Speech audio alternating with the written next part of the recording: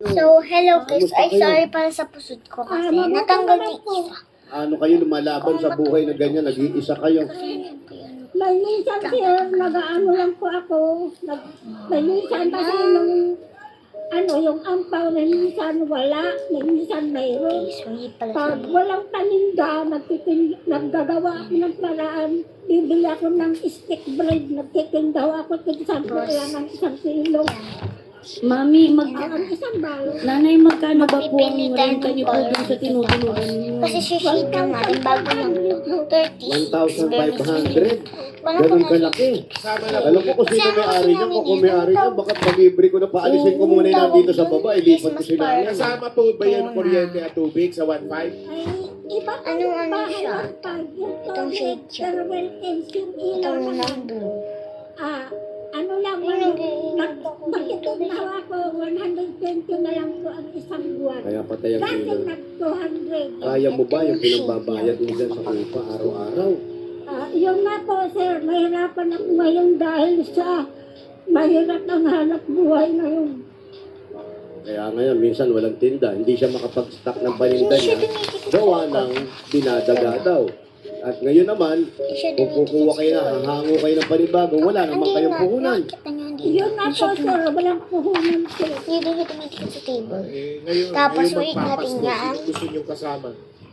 Then, Ikaw, baka gusto mo, Brad. Pwede naman, pwede Baka naman. sa Pwede. nanay. Hindi po, sir, sa mga pamangkin ko kasi may mga asawa na rin sila, o mga anak ng kapatid ko, Yan. mga apo ko.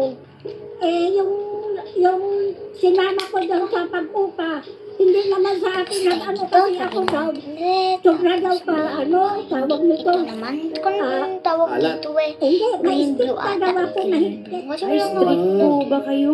Masungit ka ba? Ako naman, sir, hindi ako sa masungit. Iniingatan lang po sila para hindi mapahamak. Pero nanay, Baka may misinterpret na kayo masungit dahil Ay, sa yung palis matanggal. niyong sombrero. tinatanggal niya yan. At tinatanggal. Pero nanay, Pag halimbawa, pag nagulan, sir, nagsusombrero ako. sa tingin mo ba? Sa mainit, nagsusombrero din. Oo, nanay, sa tingin mo ba hanggang kailan ka tatagal dito na nakaupa dyan? Ako, gusto na ko dyan. araw-araw. Hindi ko po, sir, alam. Kulon. Hindi ko po alam makatagal ba ako dyan. Kasi mahirap yung hanap buhay ngayon. Mahirap. Kaya ngayon, ano na lang yung lagi mong dinadasal sa araw-araw? Mag-ano na lang ako, dasal sa Panginoon na hindi rin magkasakit. Awa ng Diyos, wala naman Tanggal ako na din sa bukas. Wala ko akong maintenance. At saka ano lang, Ito ang naman. inuulam ko lagi, kalabasa, talbos na pamote, alugbate, Alam mo, saka yung ganito siya oh. isa. I-read ko lang yan. Binibili ako ng Babalik to din ko niya. Sorry lang pa madami ng hindi. Guys, comment po part 2 pala. Bye-bye!